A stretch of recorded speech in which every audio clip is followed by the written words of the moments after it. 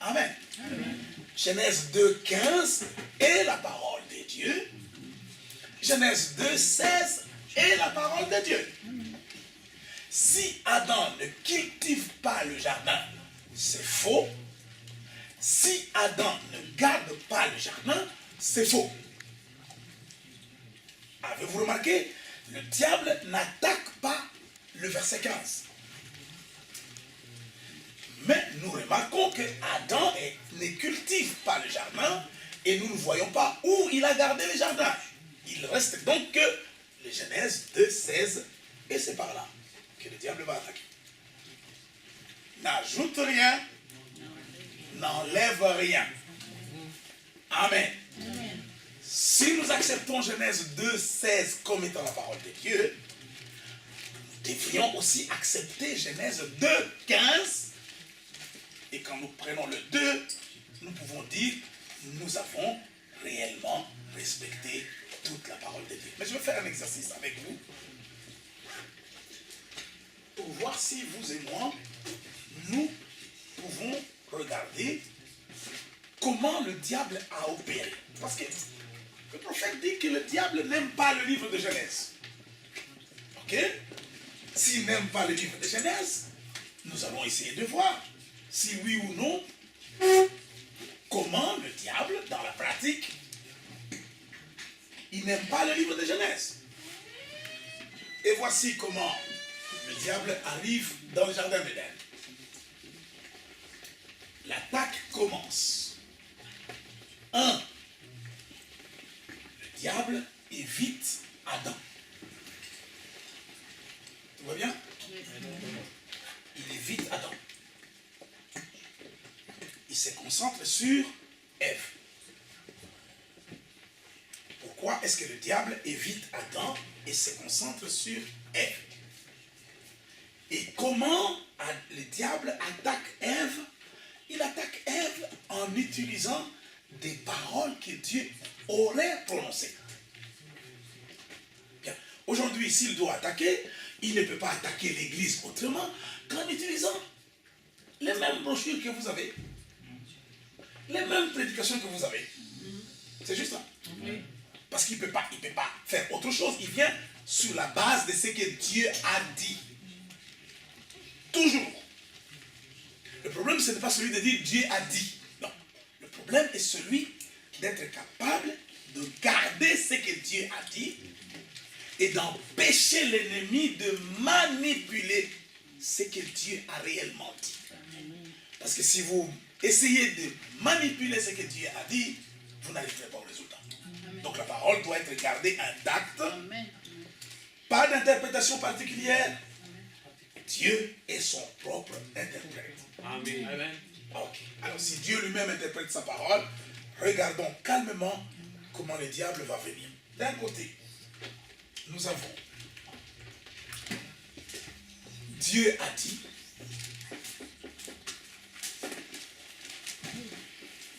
Voilà. Et de l'autre côté, nous avons le serpent a dit.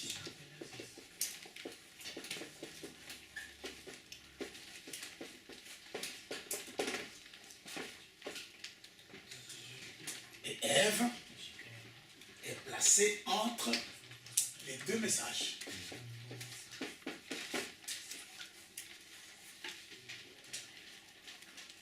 Maintenant, le diable vient avec son message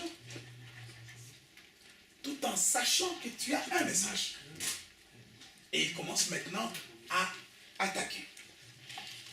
Lisons calmement. Regardez comment il attaque. Verset 1, chapitre 3 de Genèse.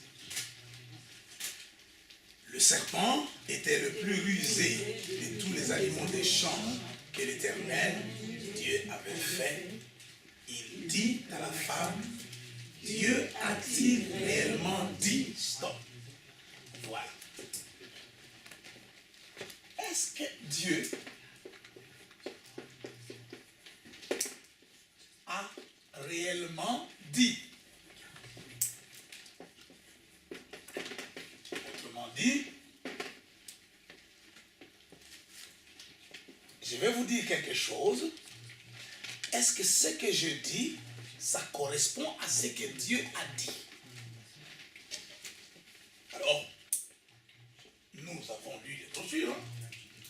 Nous savons, n'ajoute pas, n'enlève pas. Amen. C'est ce que vous devez surveiller. N'ajoute pas, n'enlève pas. Alors nous revenons sur le discours du diable que Ève a entendu. Dieu a-t-il réellement dit? Voici le premier piège que nous ne voulons pas voir. Il commence par Dieu a-t-il réellement dit? D'accord? Nous regardons ce qui a été dit quand Dieu a parlé réellement. Alors, nous revenons sur Genèse 2:15, 2:16. Lisez avec moi. L'Éternel Dieu prit l'homme. Vous avez entendu? Verset 16. L'Éternel Dieu donna cet ordre. L'Éternel signifie Jéhovah. C'est ça qu'on appelle l'Éternel. Dieu, Elohim. Bien. J'attire votre attention sur des petites choses.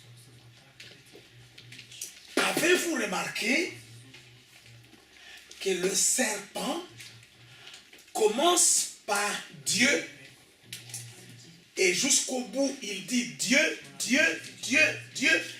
Il ne cite pas le nom.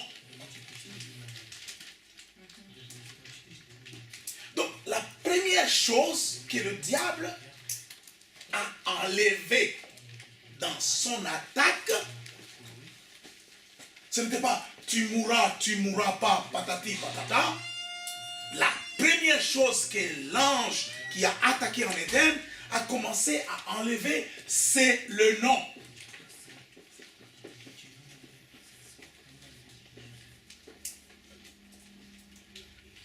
Il a enlevé le nom. Dieu devient comme Dieu tout le monde. Mais le Dieu qui a parlé à Adam, son nom est Jéhovah.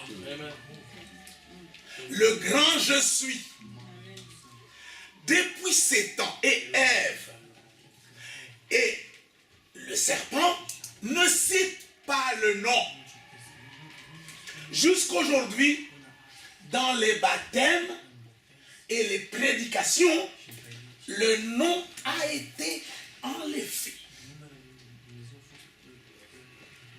Et vous n'avez pas remarqué, qu'il avait enlevé les noms. Oui, c'est ça. C'est un problème. Alors nous allons remarquer après, les trinitaires, les catholiques, etc., ils ont enlevé le nom, mais le nom a été enlevé depuis le jardin d'Éden. C'était la première attaque, c'est la première chose. Parce que si vous ne connaissez pas le nom, vous ne savez pas qui vous adorez, parce qu'il y a plusieurs dieux dans le ciel et sur la terre. Il n'y a qu'un seul qui est le véritable, et son nom c'est Jéhovah. Amen. Alors remarquez que dans le jardin d'Éden, la première attaque était concentrée sur enlève le nom. Enlève le nom. Regardez comment il va parler. Nous lisons Genèse 3. Le serpent dit à la femme, vous avez souligné avec moi, Dieu a-t-il réellement dit? C'est ce qu'il dit. Hein? Bien. Verset 2. La femme répondit au serpent, nous mangeons du fruit des arbres du jardin, mais quant au fruit de l'arbre qui est au milieu du jardin, Dieu a dit. Donc le serpent et le diable commencent à parler le même langage. Même Ève ne cite pas le nom de Dieu. Tout le monde dit diable. Ok. Mais dit Dieu. Verset 4. Alors le serpent dit à la femme, vous ne mourrez pas, mais Dieu sait. Vous avez remarqué? Il n'y a plus de nom. Il n'y a plus de nom. Comme il n'y a plus de nom, alors le combat a commencé. S'il vous plaît. Ce que nous allons voir chez les religieux, les catholiques, les protestants, etc., n'est que la conséquence de ce qui s'est passé au jardin d'Éden. Comment avons-nous vu ça? Parce que nous revenons sur les Écritures. Parce que si vous ne revenez pas sur les Écritures, vous allez toujours dire, il ajoute, il enlève. Dieu a dit, vous mourrez, lui a dit, vous ne mourrez pas. En fait, vous devenez religieux aussi.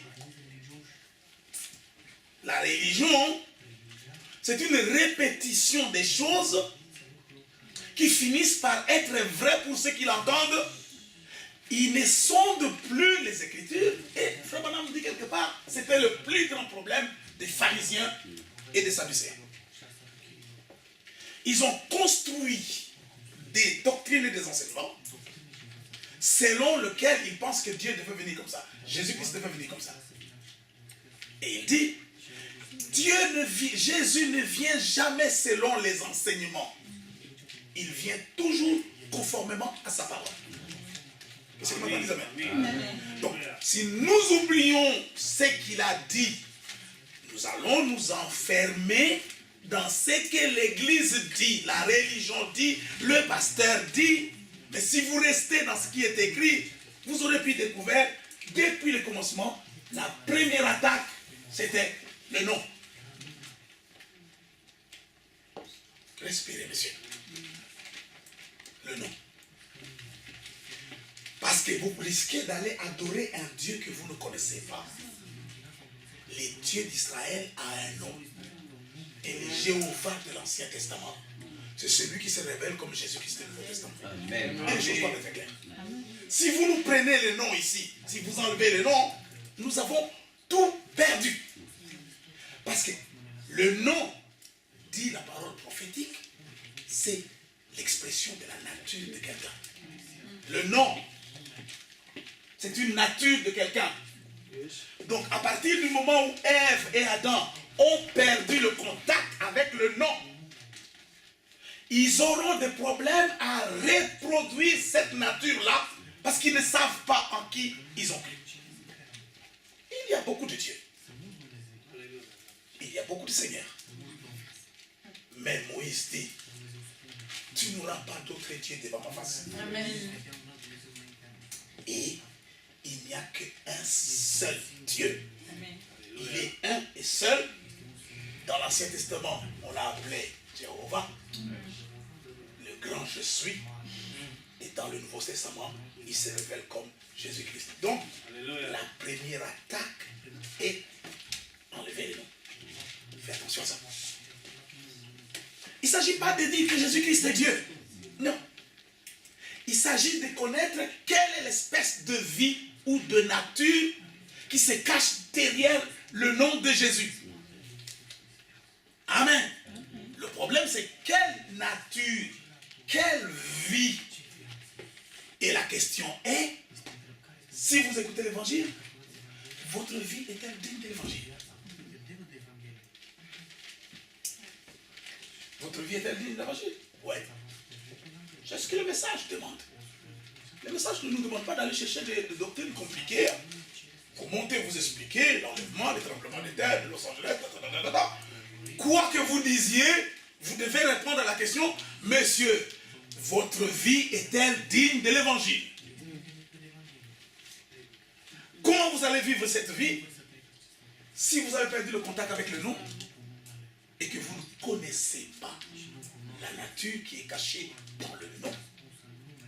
Alors nous revenons sur les Écritures et nous posons la question, frère Jacques, est-ce qu'on peut entrer dans le nom, à l'intérieur du nom, pour savoir quelle est la nature? Alors, si c'est comme ça, de l'Ancien au Nouveau Testament, en prenant toute la parole prophétique, nous devons démontrer que nous savons de qui nous parlons. nous savons en qui nous avons cru. Pendant des années, nous avons discuté avec les témoins de Jéhovah. Nous avons discuté avec les trinitaires.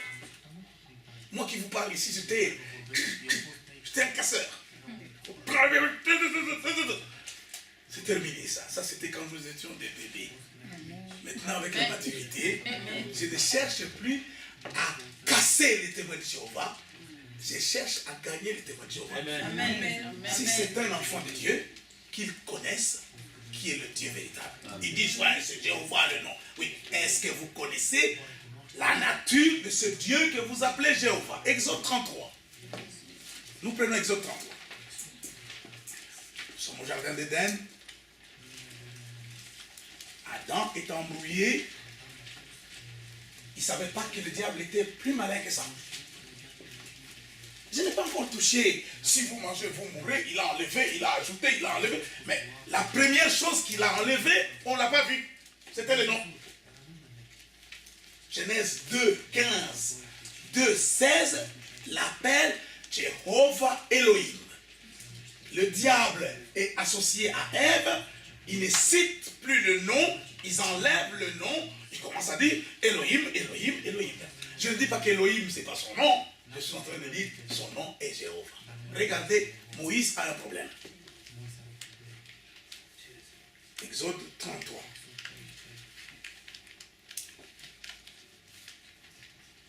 Il dit au verset 16. Comment sera-t-il donc certain que j'ai trouvé grâce à tes yeux, moi et ton peuple? Ne serait-ce pas quand tu marcheras avec nous et quand nous serons distingués, moi et ton peuple, de tous les peuples qui sont sur la face de la terre? Il ne s'agit pas de dire je suis juif, je suis du message, je connais la révélation. Ça c'est zéro, zéro, zéro. Pour moi c'est zéro. Vous êtes censé être différent des autres. C'est ça. Vous êtes censé distinguer des autres. Vivre différemment, parler différemment, penser différemment, croire différemment. Et Moïse avait un problème.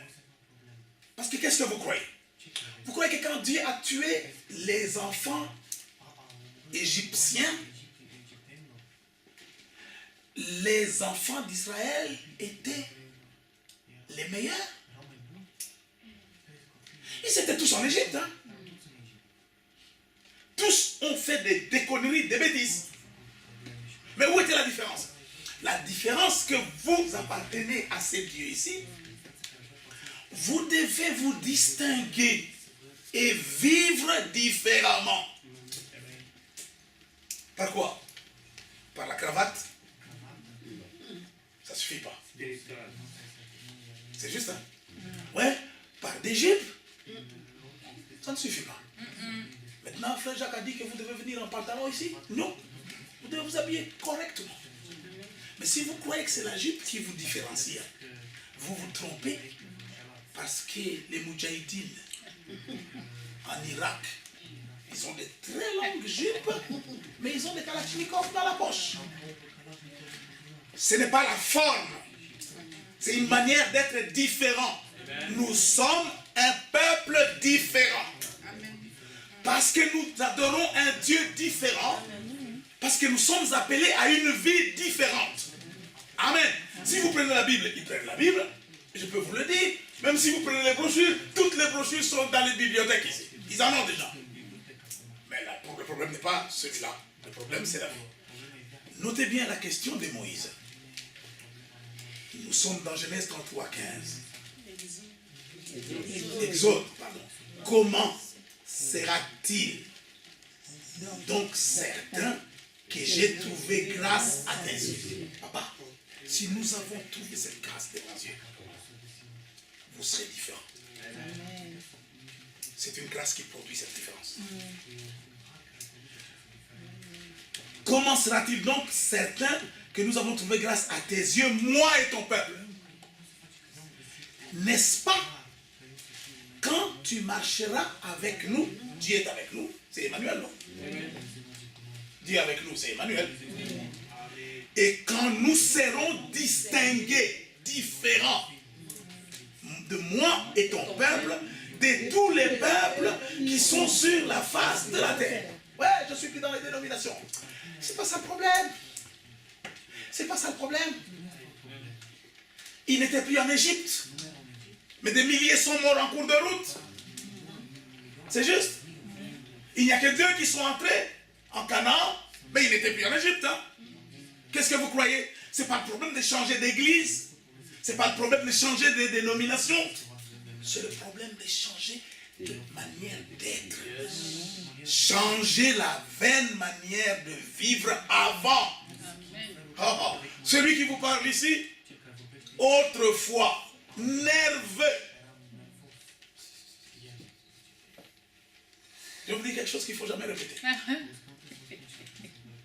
Chez moi, autrefois, on m'appelait Kanda. Si, Kanda, ça veut dire colère. Maintenant, quand tu entres dans les choses de Dieu, tu ne peux plus marcher avec ça. Yes. Alléluia. Tu ne peux plus. Bon, je vais faire quoi? Je vais me changer moi-même? Non. Si j'ai trouvé grâce, alors la grâce de Dieu produit une transformation en sorte que ceux qui me connaissaient avant, mais j'étais un peu joyeux. Un jour, mon fils me regarde et dit, est-ce que c'est l'âge ou quoi? J'ai dit pourquoi? Autrefois, moindre erreur, au cachot, tu punissais, tu criais, mais tu as changé. Ça fait quand même une satisfaction. Hein?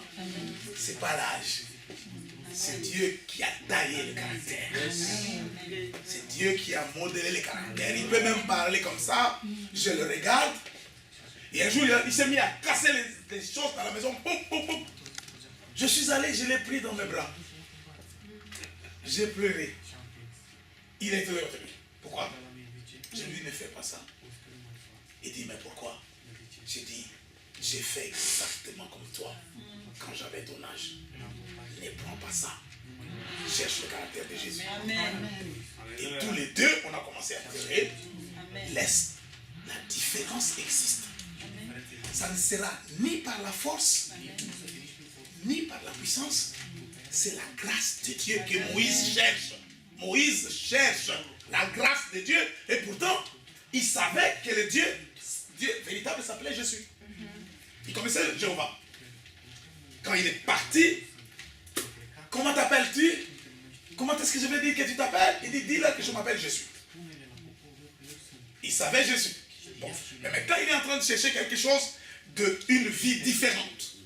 Si nous arrivons à la vie différente, alors nous commençons à répondre à la question de la prédication. Votre vie est-elle digne de l'évangile? Ouais, je ne bois pas. Bah, ça va, c'est bien. Je ne fume plus. Ça va. Voilà, je ne vais plus au bar. Ça va. Va encore, plus profond. Jusqu'à ce que la nature de ce nom entre en toi. Et c'est là peut-être que nous échouons. Regardez. Alors l'Éternel dit à Moïse, au verset 17, je ferai ce que tu me demandes. Je ferai que tu sois différent des autres. S'il vous plaît. Et ça, c'est la grâce de Dieu. Quand il marche avec nous, pour glorifier son nom, Dieu nous transforme. Alors je ferai ce que tu me demandes. Car tu as trouvé grâce à mes yeux. Alléluia. Papa, tous ceux qui ont trouvé grâce devant Dieu, Dieu doit les transformer. Amen. Tous ceux qui ont trouvé grâce devant Dieu, le sceau qui marque que la grâce de Dieu est avec toi. Tu vis différemment. Tu marches différemment. Amen. La gloire revient au Seigneur Jésus. Ce n'est pas le pasteur, ce n'est pas l'église, ce n'est pas la religion. Amen. C'est le Christ qui transforme quelqu'un. Alors, je te connais par ton nom. Dieu nous connaît, hein? Et Moïse dit, alors fais-moi voir ta gloire. Et l'Éternel répondit, je ferai passer devant toi toute ma bonté et je proclamerai devant toi le nom de l'Éternel. Okay. Cette fois-ci, Dieu lui-même se prépare à passer devant Moïse et lui-même dit, je vais proclamer, je vais publier, je vais vous dire mon nom. Oh Seigneur, qu'est-ce que tu vas nous dire? Nous savons tous que tu t'appelles Jésus. Qu'est-ce que tu vas nous dire? Nous savons tous que tu t'appelles Jéhovah. Alors, attendons. Attendons. Je suis curieux de voir comment Moïse, qui connaissait les noms, ne connaissait pas le nom. Il connaissait le nom sans connaître le nom. Et Dieu promet de lui dire lui-même, voilà, celui que vous appelez Jéhovah, c'est moi, et voici ce que Jéhovah peut dire. Alors, l'Éternel dit à Moïse, je proclamerai mon nom. Je fais grâce à qui je fais grâce, et miséricorde à qui je fais miséricorde. L'Éternel dit, tu ne pourras pas voir ma face, car l'homme ne peut me voir et vivre. Dieu est esprit. L'Éternel dit, voici un lieu près de moi, tu te tiendras sur le rocher. Moïse cherche d'abord près de moi le rocher. S'il vous plaît. Vous voulez changer? Tiens-toi sur le rocher. Si tu veux changer, tiens-toi sur le rocher. Et l'apôtre Paul dit, les rochers qui les accompagnaient étaient Christ. Amen.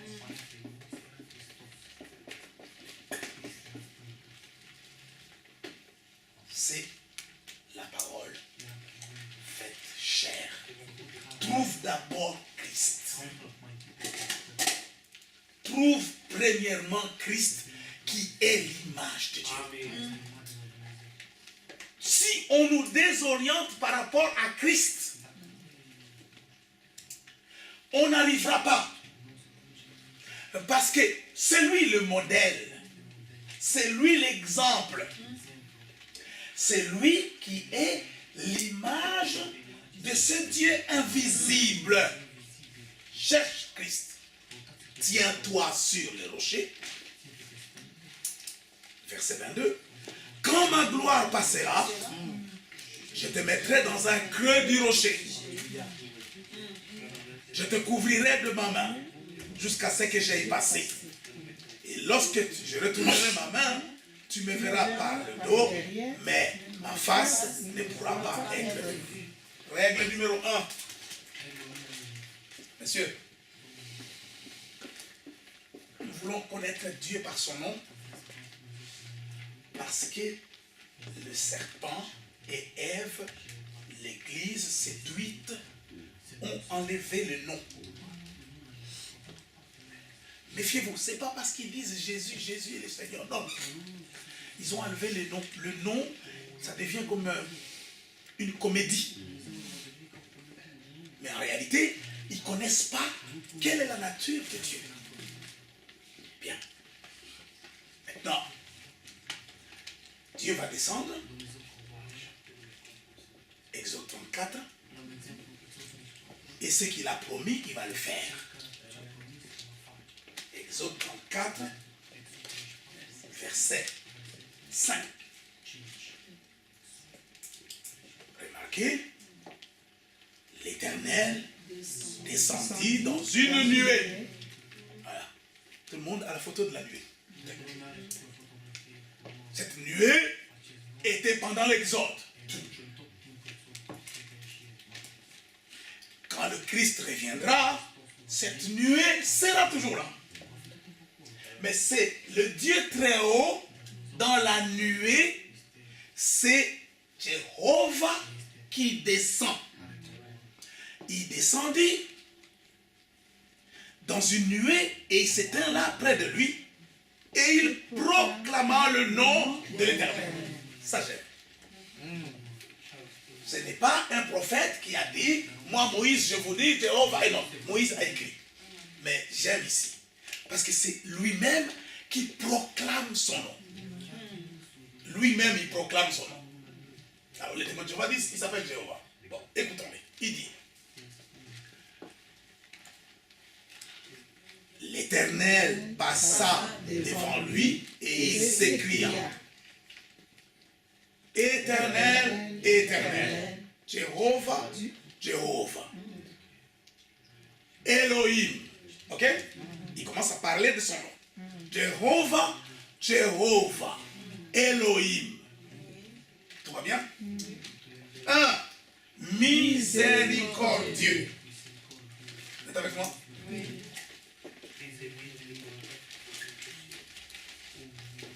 2, compatissant. Exode 34, nous sommes au verset 6. 3, lent à la colère. Celui qui est lent à la colère est un Dieu patient.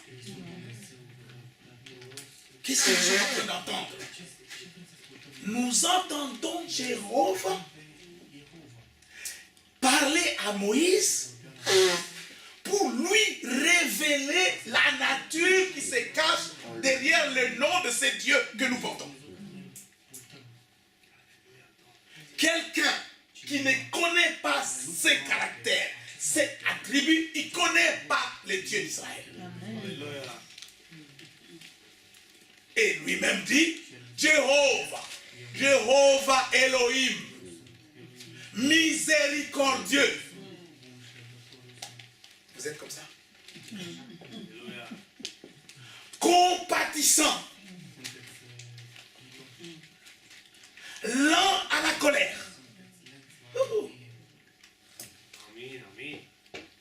Si vous le dérangez, il vous dit pardonnez 77 fois facile. Pète pas les câbles, sinon il aurait tué les gens depuis longtemps. 4. Riche en bonté. C'est un Dieu plein de bonté. 5. Fidèle. Ok? Oh là. Fidèle, oui. Mais il aurait tué Abraham depuis longtemps. Beaucoup de gens ne savent pas que la femme d'Abraham, Sarai,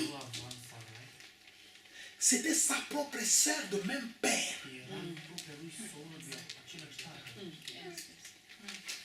Isaac a eu pour mère sa propre tante, même père. C'est un homme extraordinaire. Ouh. Abraham, quand Dieu l'a pris, il était pourri comme vous et moi.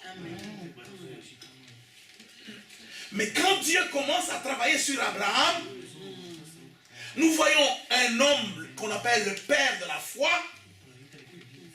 Alors nous nous posons la question, qui est ce Dieu qui est allé dans la poubelle, aller ramasser un homme pourri comme Adam, et il a travaillé sur Adam, et Adam est devenu un diamant. Et quand Abraham a pour mission de nous présenter Christ, Dieu, il attire pas l'attention sur lui. Il attire l'attention sur ce Dieu qui descend dans des poubelles, qui ramasse des bandits, des menteurs, des voleurs, des divorcés comme les publicains, des corrompus comme Zachée. Alléluia. Amen. Et quand Dieu ramasse un homme et qui t'amène là-haut, il ne parle pas de toi.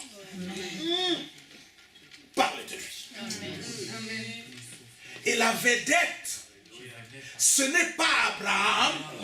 La vedette, c'est ce Dieu qui ramasse les gens dans la poubelle. Et même dans sa famille, la famille de Lot n'était pas une bonne famille, d'Abraham n'était pas une bonne famille. Il avait un neveu, Lot, qui a bu. Et ses filles ont bu. Et il est sorti avec ses propres filles. C'était une famille des gens qui ont l'inceste. Josué 24 dit, le père d'Abraham, il servait des idoles. Mais qu'est-ce que Dieu est allé faire là? Dans une famille à problème? Ça, messieurs, c'est ça le message de grâce. On peut prendre Branham, son père. Il est né à côté d'un tonneau de whisky. Oui, oui. Il ne faut pas cacher. Il le dit lui-même. Ouais. Ça ne le diminue pas. Mais ça met seulement Dieu en gloire. Diplôme, il n'en avait pas. Même pas terminé 6 ans primaire. Dieu est allé prendre un illettré. Il a fait de lui un joyau d'une couronne incroyable. Alléluia. Quoi encore? Et vous savez combien de fois Frère Branham a fait tentative de suicide? Combien de fois? Désespéré, il monte sur le courant électrique là, pour prendre, quand il a perdu sa femme, hein, il est allé prendre des cordes pour se suicider. Il est tombé, il n'était pas mort.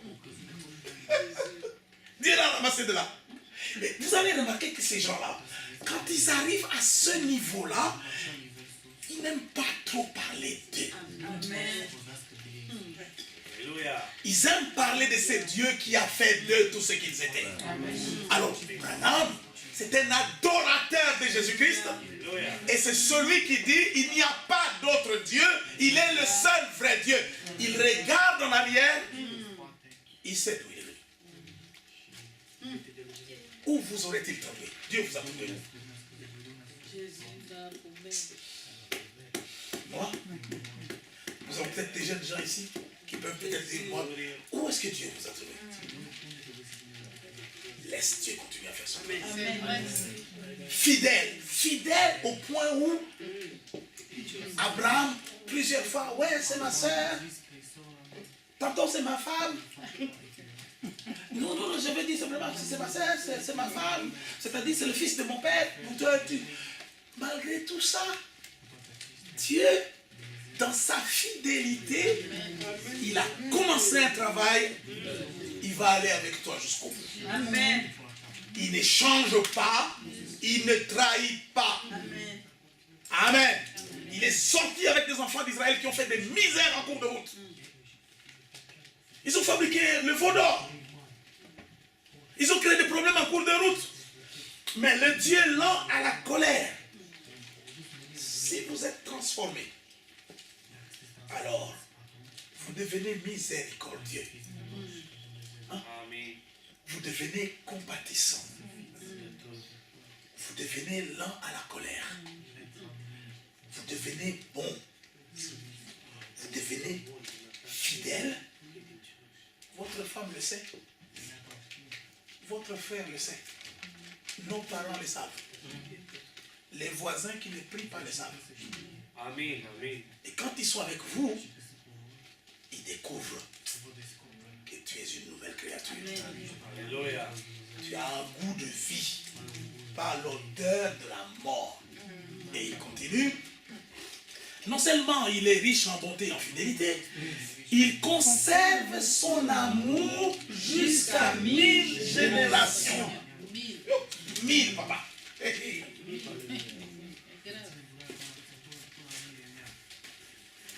L'autre jour, on a parlé avec des frères sur le millénium. On reviendra sur le millénium. Dans le millénium, vous vivez comment? Dans le millénium. Si vous êtes là-dedans, c'est le règne de Christ. C'est un règne de 1000 ans. Quand je vous ouvre la Bible ici, je vous dis, dans le millénium, l'agneau paîtra avec le loup. L'agneau va être à côté de nous, sans être inquiet. Ils ne te feront rien. Comme Daniel dans la fosse au lion, on ne lui a rien fait. Comme Jésus parmi les pharisiens, ils n'ont rien fait. Ils ont essayé de l'insulter, de le mépriser, de le frapper, de le maltraiter. Papa, l'agneau, là, à côté de ces loups, de ces chiens, de ces renards. Mon ami, une douceur, une patience. Il priait pour eux, il demandait même le pardon pour eux. Quand vous regardez ça, vous dites, est-ce que vous savez à quoi ressemble le règne de Christ? Que ton règne vienne. Ça sera ça. Ça va être ça. Alléluia. Pas les émotions, pas les sensations, mais une manière de vivre qui glorifie Dieu. Et personne, j'ai dit personne, même brochure à la main, n'a la clé pour produire cette vie ici. Il n'y a que Dieu qui peut produire ça. Et s'il entre là-dedans, il transforme ton cœur. Il purifie ton âme. Alors, les vieilles manières de vivre d'autrefois sont nettoyées et il introduit Christ là-dedans. Alors tu es prêt pour l'enlèvement. Alléluia. Et il ajoute, non seulement il conserve son amour pour 1000 générations, il pardonne l'iniquité, la rébellion et quoi? Et le péché. Maintenant, nous avons critiqué les dénominations. Au nom du Père et du Fils et du Saint-Esprit, où est le nom? C'est vrai, c'était vrai. Baptisé au nom du Père et du Fils et du Saint-Esprit, c'est vrai. Bon, maintenant, on vous demande le nom. Qu'est-ce que vous mettez là-dedans? Vous avez remarqué? Même aux rebelles, Dieu pardonne. Même aux pécheurs, l'iniquité, Dieu pardonne. C'est juste? Voici le modèle. Voici le modèle. Voici la nature. Vous, moi, tous les jours, nous regardons ça comme le but à atteindre. C'est ça. Si aujourd'hui je promets avec vous, je vous gifle, je vous insulte, ça prouve tout simplement que j'ai raté le but. Et Frère Branham dit, le péché, c'est rater le but. Tu passes à côté. Le but, c'est cette nature ici.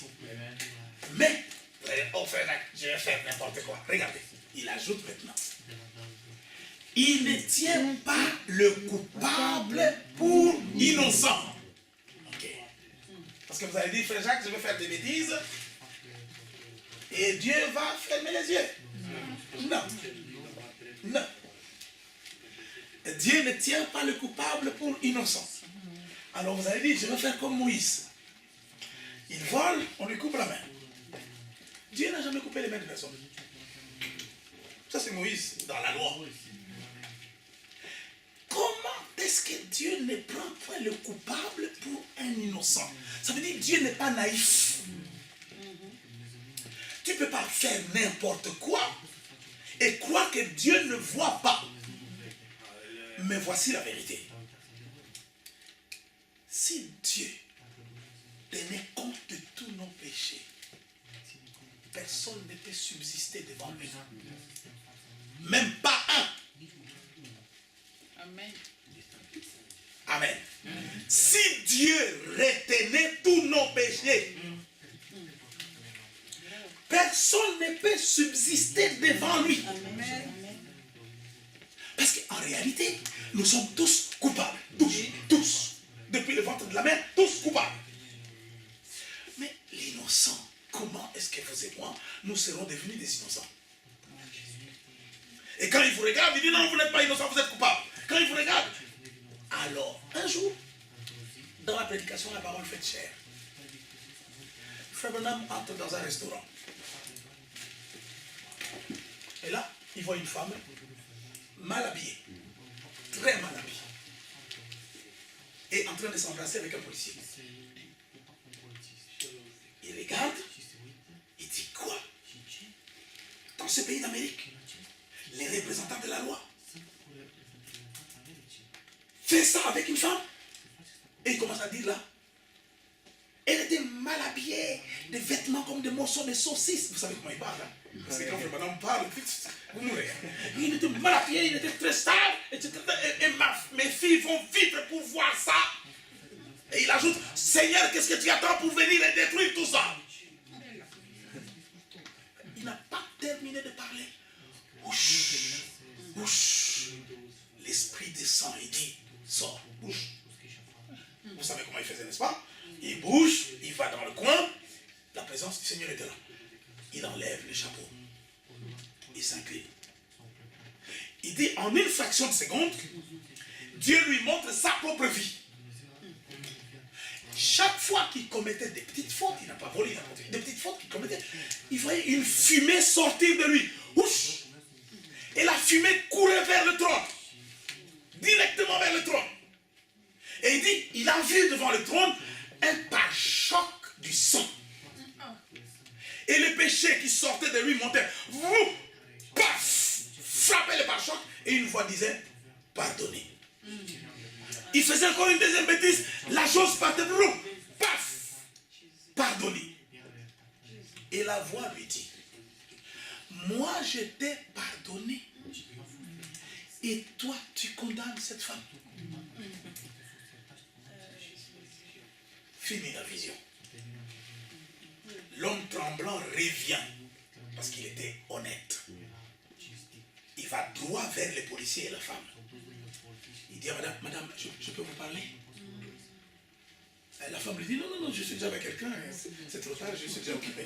Il dit, non, c'était pas pour ça, je veux vous parler. Tout à l'heure, je vous ai vu vous embrasser avec le policier. Et vous avez fait quelque chose qui m'a scandalisé.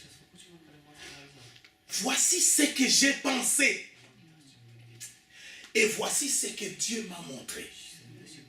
Je viens vous demander pardon parce que je n'ai pas le droit de parler comme ça. Amen.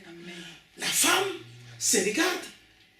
Il dit, oh, oui, mais tu as raison. Avant, j'étais une chrétienne.